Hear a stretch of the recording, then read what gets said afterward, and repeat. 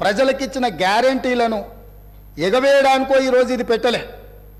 ఇప్పటి వరకు అవాస్తవాలతో, అభూత కల్పనలతో, ఆర్భాటపు ప్రచారాలతో ఈ రాష్ట్రమంతా బాగుంది, మేము అద్భుతాలను ఆవిష్కరించినామని చెప్పుకుంటున్నప్పుడు వాస్తవ పరిస్థితులను ఇక్కడ పెట్టినాం. ఈ వాస్తవ పరిస్థితులు కొంతమందికి చేదుగా ఉండొచ్చు, కొంతమందికి కళ్ళు తెరిపించే విధంగా ఉండొచ్చు, ఇంకొంతమందికి ఉన్న పరిస్థితులను అర్థం చేసుకొని పకడ్బందీ భవిష్యత్తు ప్రణాళికలను మనం నిర్ణయించుకొని ముందుకు వెళ్ళడానికి ఉపయోగపడుతుందని ఇంకొంతమందికి ఉండొచ్చు. మా ఉద్దేశం, మా ప్రభుత్వం ఉద్దేశం, ప్రజలు అన్ని గుర్తించింది కాబట్టే 10 సంవత్సరాల తర్వాత వాళ్ళని అధికారంలో నుంచి ప్రతిపక్షానికి పంపించిండ్రు, మాకు అధికారాన్ని ఇచ్చిండ్రు. అధికారం ఇచ్చిన 10వ రోజే ఎందుకు ఈరోజు ప్రజల ముందు ఈ వాస్తవాలన్నీ పెడుతున్నాము?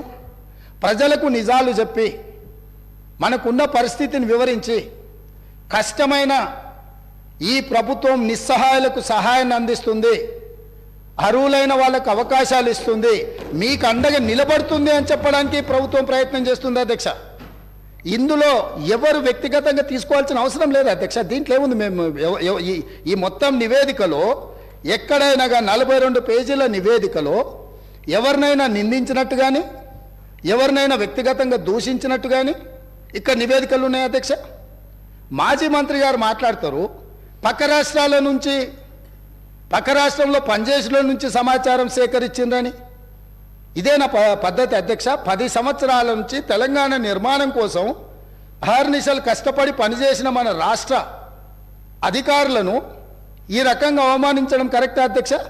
ప్రతి శాఖ యొక్క నివేదిక ఆ శాఖ యొక్క ప్రిన్సిపల్ సెక్రటరీ ప్రాపర్ ఫార్మేట్లో ఫిలప్ చేసి సంతకాలు పెట్టి ఆర్థిక శాఖకు పంపించిన తర్వాత ఆర్థిక శాఖ కార్యదర్శి గారు, వారితో పనిచేసిన కార్యదర్శి గారు, అతనే మారలేదు అధ్యక్ష, వారు సంతకం పెట్టి ప్రభుత్వానికి ఇచ్చిన నివేదికనే ఈ నివేదిక.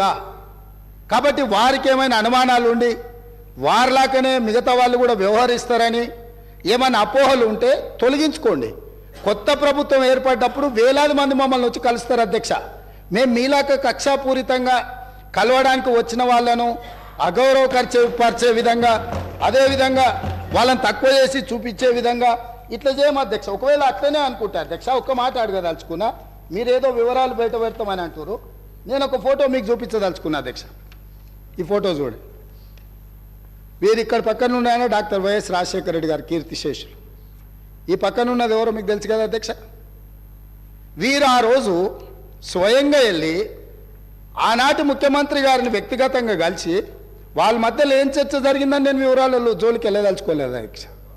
ఈరోజు నన్ను ఎవరైనా ముఖ్యమంత్రిగా ఈ రాష్ట్రానికి బాధ్యత తీసుకున్న తర్వాత ఎన్నో రకాల సంస్థలు, వ్యవస్థలు, వ్యక్తులు వాళ్ళు మమ్మల్ని వచ్చి కలుస్తారు, అది మర్యాదపూర్వకంగా కలుస్తారు.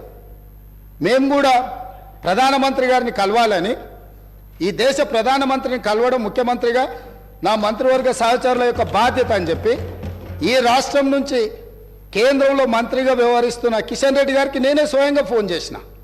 సిద్ధాంతపరంగా మేము భారతీయ జనతా పార్టీని విభేదిస్తాం, కానీ రాష్ట్ర ముఖ్యమంత్రిగా నా కర్తవ్యము నా రాష్ట్రానికి, మన రాష్ట్రానికి కావాల్సిన నిధులను తెచ్చుకోవాలన్నప్పుడు రాష్ట్ర కేంద్ర ప్రభుత్వాల మధ్యన సత్సంబంధాలు ఉండాలి అని మేమే ఒక అడుగు ముందుకేసి కేంద్ర మంత్రి కిషన్ రెడ్డి గారికి నేను స్వయంగా ఫోన్ చేసిన. మీరు ఒకసారి ప్రధానమంత్రి గారితో మాట్లాడండి, మనం వెళ్ళి కలుద్దాము, మనకు రాష్ట్రానికి సంబంధించిన ఏమైనా నిధులు తెచ్చుకునేది ఉంటే డెఫినెట్గా చేద్దామని. ఎందుకు? మేము బేసిజాలకు పోదలుచుకోలేదు. స్వార్థపరమైన రాజకీయ ప్రయోజనాలని ప్రభుత్వం ఆశించడం లేదు. తాత్కాలికమైన